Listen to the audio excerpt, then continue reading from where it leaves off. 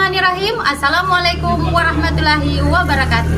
Jumpa lagi dengan saya Ibu Juwita dari SD Negeri 1 Atap 5 Konawe Selatan, calon guru penggerak Angkatan 9 Kabupaten Konawe Selatan.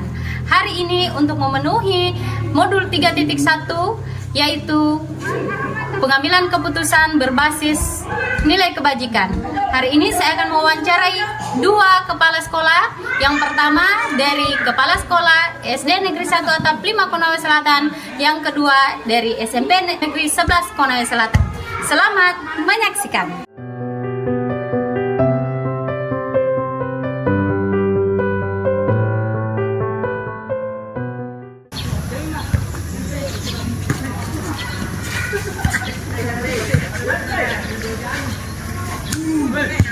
Assalamualaikum.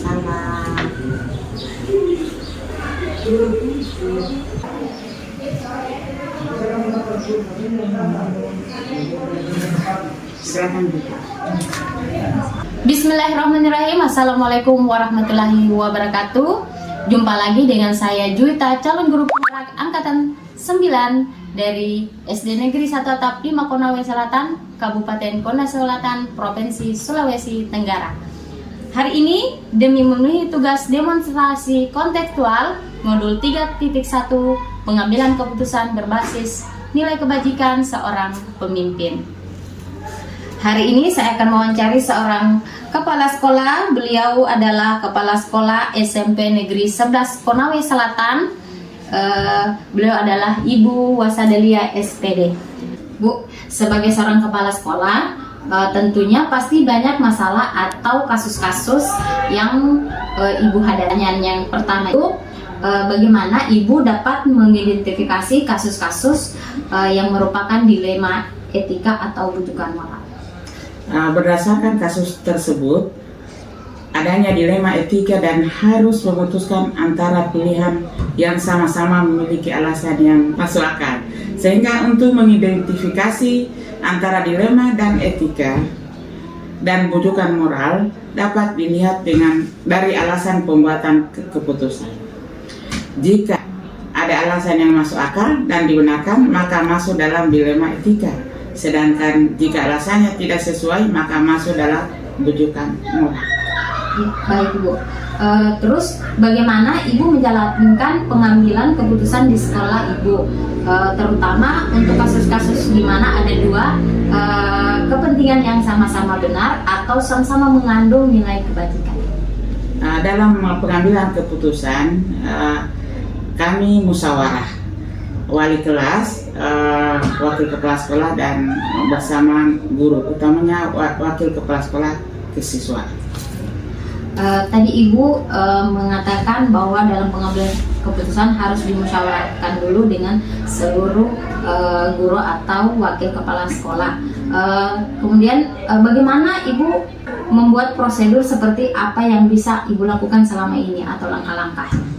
Saya mengajak wali kelas, guru-guru dan wakil kepala sekolah, utamanya di wakil kepala sekolah kesiswaan. Saya ajak mereka bermusyawarah dan berdiskusi melalui rapat internal. Oke. Pertanyaan selanjutnya Bu, langkah-langkah atau prosedur seperti apa yang biasa Ibu lakukan selama ini? Prosedur yang saya lakukan yaitu mengajak dewan guru untuk berdiskusi dan melakukan rapat internal.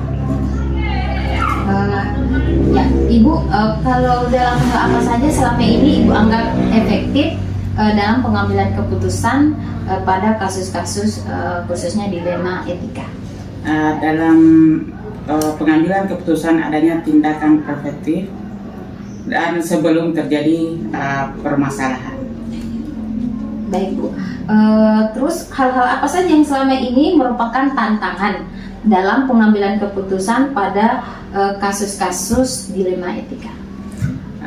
Tantangan yang saya dalam keputusan itu kurangnya ketegasan jika dihadapkan dengan persoalan yang melibatkan kemanusiaan. Iya benar.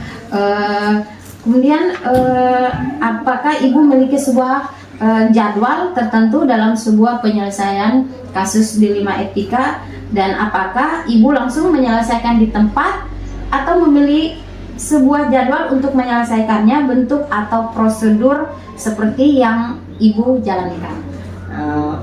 Untuk menyelesaikan ini tidak ada jadwal khusus dalam penyelesaian kasus dilema etika, karena langsung diselesaikan dengan koordinasi dengan guru atau utamanya wakil kepala sekolah kesiswaan.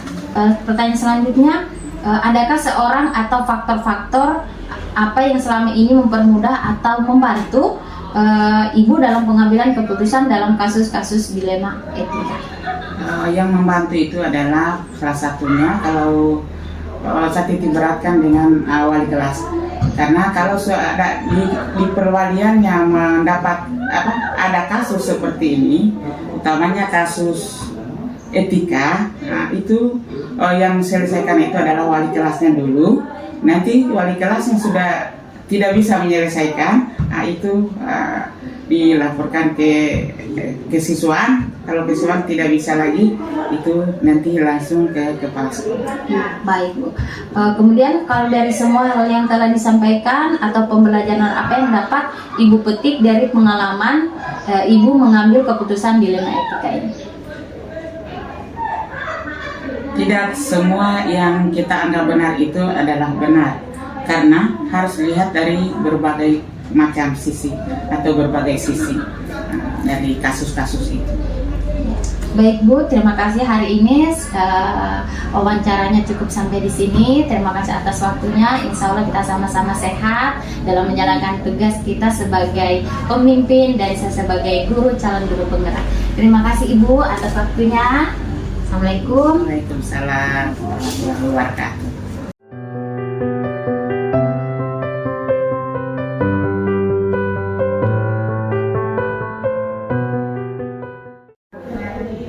Bismillahirrahmanirrahim. Assalamualaikum warahmatullahi wabarakatuh. Jumpa lagi dengan saya Juwita, calon guru penggerak angkatan 9 dari SD Negeri 1 Atap 5 Konawe Selatan, Provinsi Sulawesi Tenggara. Ya, hari ini demi memenuhi tugas demonstrasi kontekstual model 3.1 tentang pengambilan keputusan berbasis penilaian kebajikan seorang pemimpin. Saya akan mewawancari seorang kepala sekolah. Beliau adalah kepala sekolah saya dari SD Negeri 1 Atap 5 Konawe Selatan. Beliau adalah Bapak Klabehe SPD. Assalamualaikum Pak. Waalaikumsalam warahmatullahi wabarakatuh.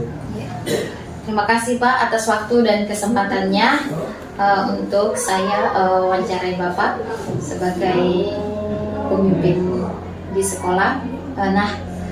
Pertanyaan saya Pak, sebagai seorang kepala sekolah tentunya pasti banyak masalah atau kasus-kasus yang Bapak hadapi terutama di sekolah. Pertanyaan saya, bagaimana Bapak mengidentifikasi kasus-kasus dalam dilema etika atau bujukan moral?